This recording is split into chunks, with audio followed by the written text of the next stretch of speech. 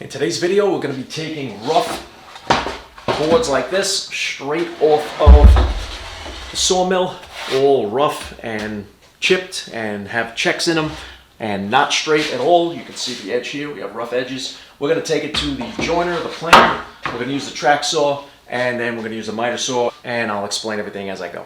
Okay, so before we start the process of milling the lumber, we need a few key parts here to get this started and do it the right way. Number one, we need a moisture meter. We're going to check and see how dry the wood is. It's very key because we're going to mill it down, then we're going to have to check it again later in a day or two when there's some wood movement and we've taken off a lot of the top of the material. Also, dust collection, very important. I have that hooked up to the joiner, and I have a remote here because it's in the other side of my shop. So not having to go back and forth, I just turn that on with the remote, it starts up and we're good to go. Digital caliper, and the reason for that is that you take your eye out of the equation here.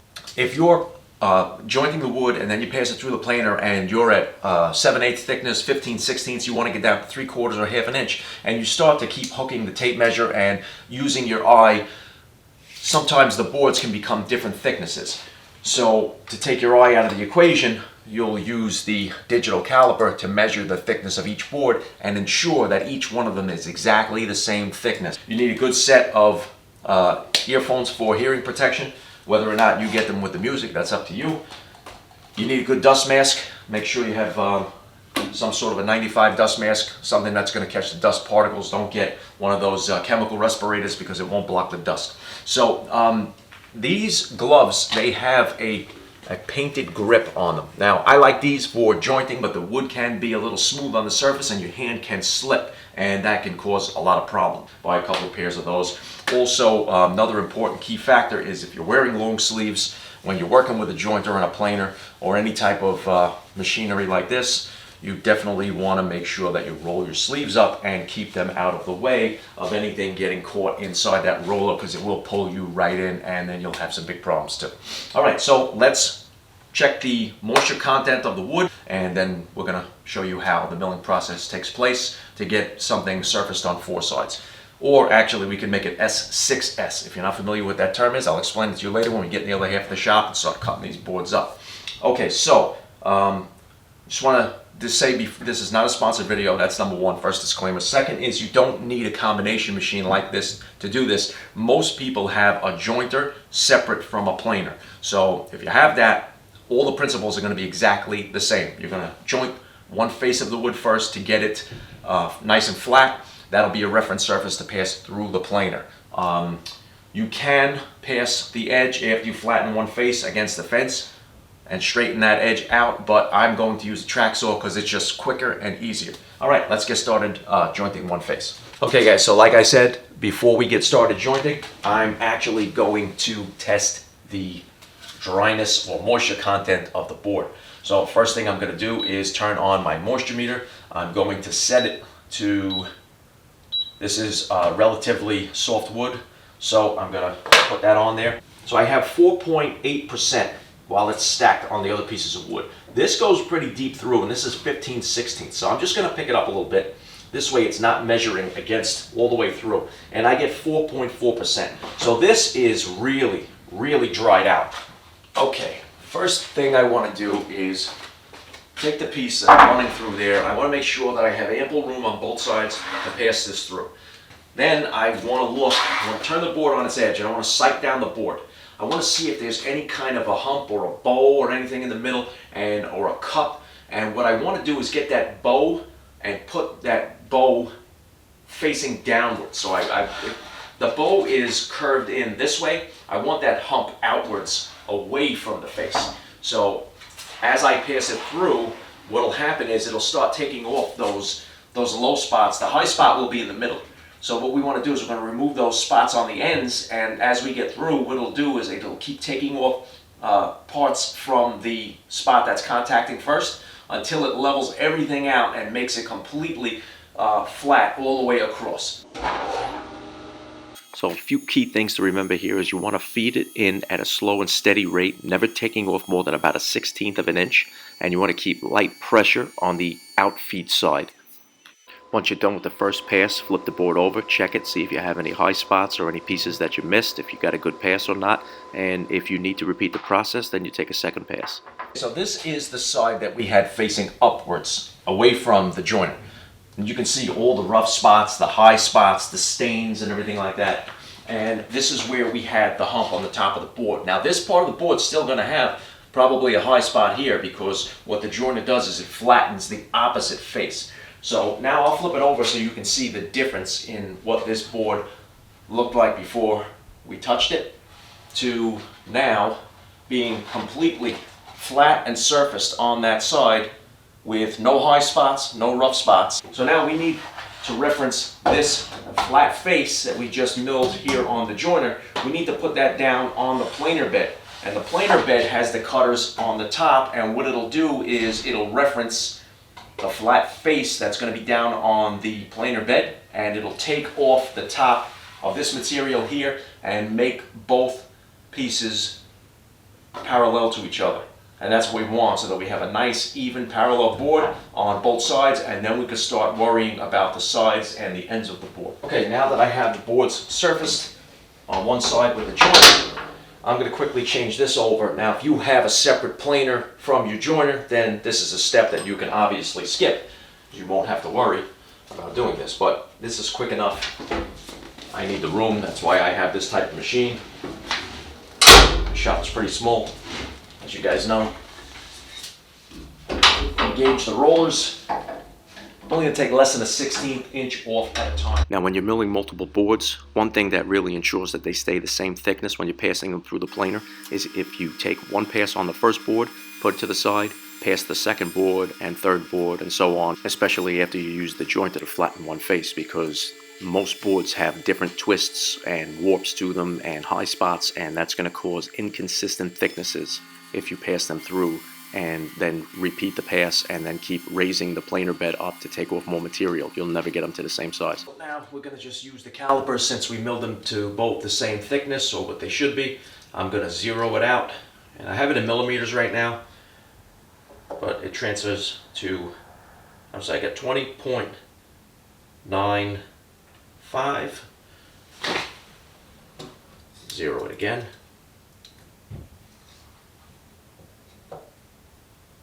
20.96. Okay, so we got 20.95, and that could just be a little variation right here on the edge of the board. Now that just gives you the really, really fine measurement exact. So now if you were to put this up against a tape measure, we milled it to 13/16. And lay that down, let's put this here, 13/16. So you can see where that, less than a tenth of the millimeter will give you the difference between using a digital caliper and a tape measure. So now on the tape measure, it's reading exact to the eye. So you could just take that, with a grain of salt, take it for what it's worth. These are both the same size, and then when you sand everything down, once they're joined together, they're all going to be the same. They're going to be all coplanar anyway. So this will give you a really good idea of where you're at, and by eye, this will tell you how close you are, what people are going to see and what you're going to see. So you can see I have the track saw set up just enough to cut right below the surface of the wood, so I don't cut too deep into any of my sacrificial boards. I have a work support here clamped to underneath. We're going to joint this edge by using the track saw, because it's much easier to do it that way than to wrestle this thing on the joiner. I have it hooked up to dust collection. I have it set to 90 degrees. When you're ripping a hardwood, you want a ripping blade, dedicated ripping blade. So I have the Panther blade on there. That is a 12-tooth ripping blade. The 12 teeth will ensure that as I'm cutting, it will take, because of the gullets, it will remove more of the wood out of and extract the dust and chips as I go, and that's what creates a smoother rip as you do it. Same thing like with the principles of a table saw.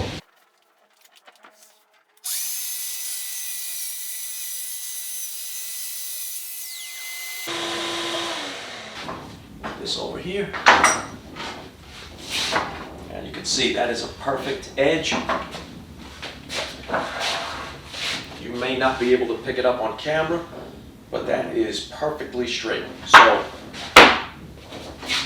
the next thing to do will be to rip it a little bit oversized, and you can see the work support that I made here. This is flush with the top of the table. It's just a piece of wood screwed into another piece of plywood that's just clamped into the MFT side table. And what that does is as I cut, it allows me to not have to be cutting on the top of the surface here long ways, and I'm supported all the way around, so I don't have to worry about ruining the MFT top here much more prematurely than I want to. Okay, so here's another really great example of doing a straight line rip with the track saw to joint the edge. This is a 10-foot board. It's slightly over 10 feet. I have 3 tracks joined together, and that gives me plenty of room to start forward of the cut and end after the cut. Now, if you tried to do this on a jointer, you'd have to try to set up an outfeed and an infeed table, and if they're not perfect in height alignment, then you're going to still get a wavy board, not a straight edge.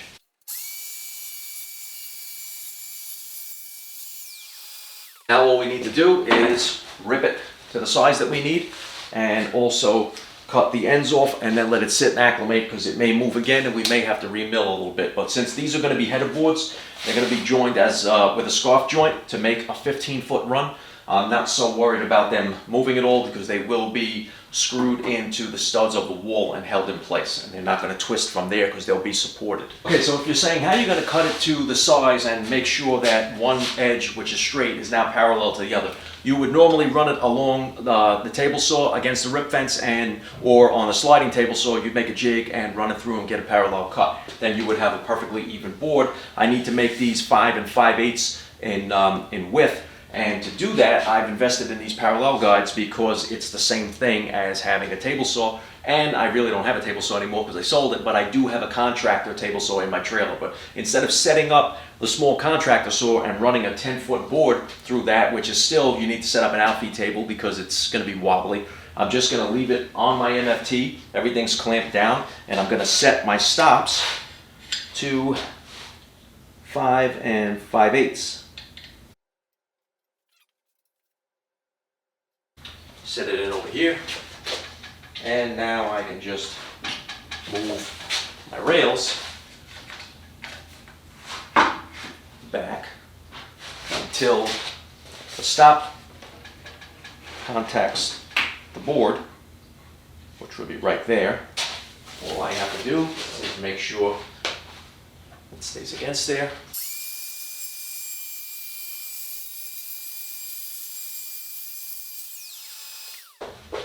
That, I can pull it out of the way and double check if I had it calibrated correctly. 5 5/8. I'll check the middle. 5 5/8.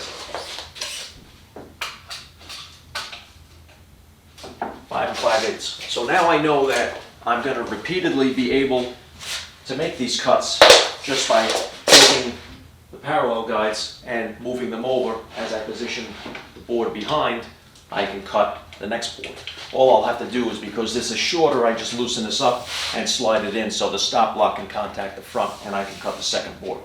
So we now have one board almost completely processed. We just need to cut the ends. Okay, so at this point, it's pretty critical that you maintain squareness all around. Make sure everything is 90 degrees from one face to an edge. So take a really good known square, sight down your board and go off the edge and check and see there is no light coming through there. If you want, you can even take it and just slide it along as you do it. The only problem with sliding along like this, if you haven't done it before and you're not used to it, you could get a little variation as you go and think it's the board, but meanwhile it's your hand not being steady. So check it in a spot there. You can see there's no light coming through. I'll check it again over here, and you can just move down the board and pick it up and hit it and go down slow until you make contact. Once you know that you're all good there, check the other side. Everything's good. You know your boards are the same size. Then you can go ahead and bring it over to the miter saw, or if you have an MFT, you can use the rail and just cut everything off at the ends to make it 90 degrees. And then you will have a board that's S6s. Now, the difference between s4s and s6s is s4s is surfaced on 4 sides, which means that you have 2 faces that are parallel to each other, 2 edges parallel to each other, and that's it. Then S6s is when you cut off the 2 end grain pieces of the board, and those are 90 degrees and square. They're parallel to each other and 90 degrees to the edges and the faces of the board. Then you have all 6 sides of the board surfaced. So you'll have 1, 2, 3, 4, 5, and 6. All completely squared and surfaced and ready to go. That's S6s. Okay, so right now we have s4s. Now I have to make a scarf joint here to join these two boards, and I'm going to be using that with dominoes because, like I said, this is a 15-foot header and I couldn't get a 16-foot run to cut square of the knotty alder. They just didn't have it. The longest boards they had were 10 feet. So I have a 10 and an 8, and I'm going to join them with the scarf joint with the domino later on, and then once that's glued up, I'll sand everything down. I'll cut it down to 15 foot and install it, and that'll be it. But at this stage of the game here, you'll cut off those two ends with the miter saw, and then you would do what's called the stickering technique. You'll put your boards up on pieces of wood, sticks, in other words, every so many feet away from each other. Make sure that these boards are all the same thickness so that there's no variation there and doesn't make anything wave up. And get one board up on sticks and get the other one separated from that board so that air can pass all through the boards and let them breathe and escape any moisture that's in there, dry out, and then acclimate to the temperature conditions that you're in. If you have a board that's anything above about 11 or 12%, you can guarantee within a day or two there's going to be a little movement and you'll have to reflatten, resurface. So try to work with as dry as boards as you possibly can, and if you deal with a hardwood dealer, then you're most likely going to get boards that are close to the percentage that you need to be. Now at this part you would cut off the ends at 90 degrees, but since I have to do a scarf joint for this header board, I'm going to cut it at 22.5 degrees because I need to join two pieces together, and that's going to disappear once they're glued up. Okay guys, I hope you enjoyed the video. So as you can see, we went from these really rough knotty alder boards to these beautifully processed straight edge, beautiful end cuts, and ready to be used for the project. So if you guys got something good out of the video, I hope that you can apply that to your shop if you're milling lumber. I hope that you learned something new if you already know how to mill lumber. I'm hoping that you got something out of this that maybe you don't do or maybe you want to start doing. Try a new technique next time, especially something like the long boards being processed with a straight edge.